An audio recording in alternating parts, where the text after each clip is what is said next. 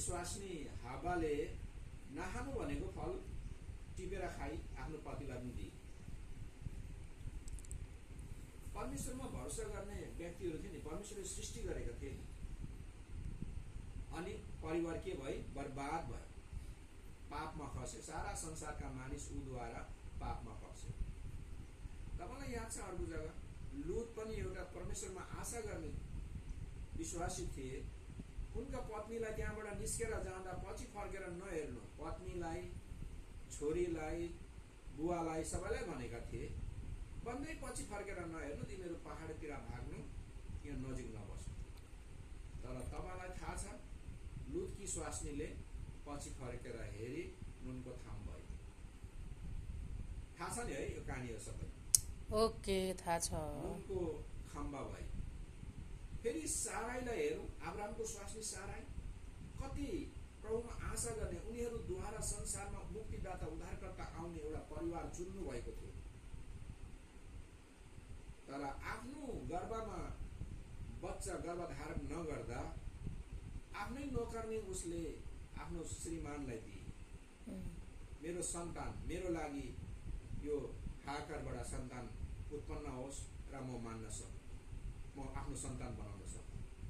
कति धेरै अप्ठ्यारो परिस्थितिहरू आए अनि आफ्नै नोकर्नी आफ्नो बुढोलाई कान्छी हुनलाई दिए।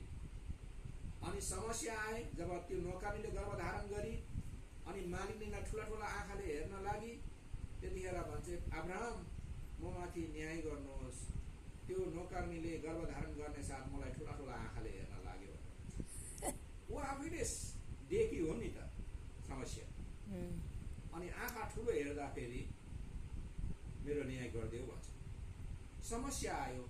अब हेर्नुहोस्, हावाले फल खाइदिए, लुतले पछि फर्केर, लुतकी स्वास्नीले पछि फर्केर हेरिदिए,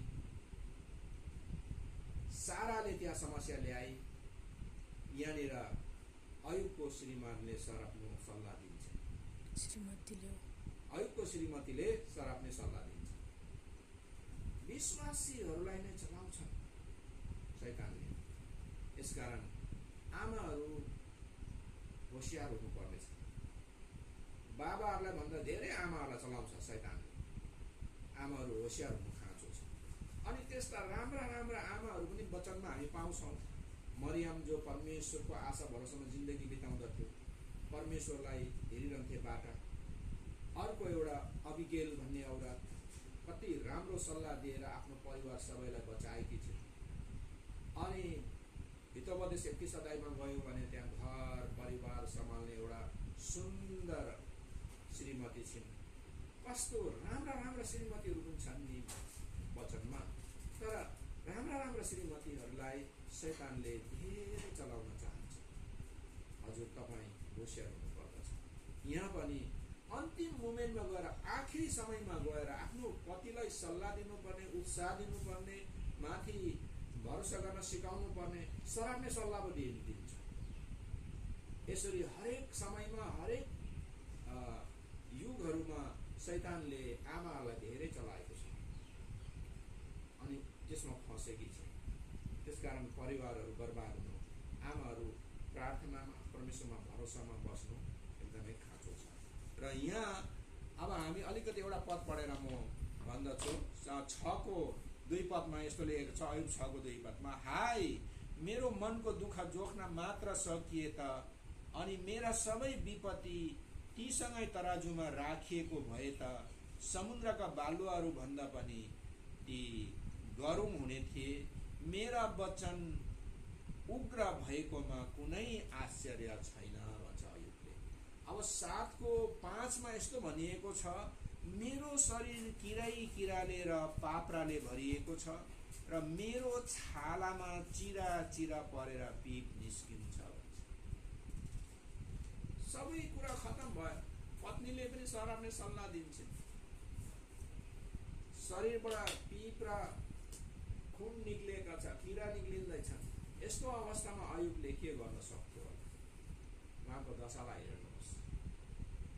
हामीले अरूको दुःखलाई सजिलो देख्छौँ, अरूले शास्ति उठाएको सजिलो देख्छौँ, अनि हामी आफै पर्दा पनि, हामी आफू जब पर्छौँ त्यतिखेर त्यसको अनुभव हामी गर्छौँ। तर प्रभुले तपाईँ र मलाई साहस दियो। अनि परमेश्वरले हामीलाई कहिलेकाहीँ शैतानलाई अनुमति दिएर हाम्रो जीवन सुधार्न चाहनुहुन्छ, मार्न होइन, हामीलाई एकदमै खतम गर्न होइन। जस्तो पत्रुसलाई अनुमति दिनुभयो प्रभुले, मैले प्रार्थना गरेँ, त्यसले तँलाई केही गर्न सक्दैनन्, तर तँ अझै डरो भएर निस्किँदैछ। अयुबको जीवनमा पनि त्यस्तै भयो। यसकारण हामी देख्छौँ शैतानले बिगार्न खोज्छ, तर शैतानले बिगार्न खोज्ने ठाउँमा परमेश्वरले असल कामलाई परिणत गर्नुहुन्छ, खराबीबाट भलाई उत्पन्न गर्नुहुन्छ। तर दुःख कष्ट हाम्रो जीवनमा आउँछ, तर हाम्रो भरोसा, हाम्रो विश्वास नडगमगाई परमेश्वरमा आशा गर्नु अति नै असल हुन्छ।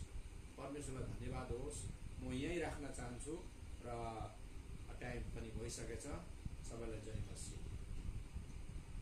हस्, फेरि पनि म बहिनीलाई सुम्पिन्छु। कमला बहिनी।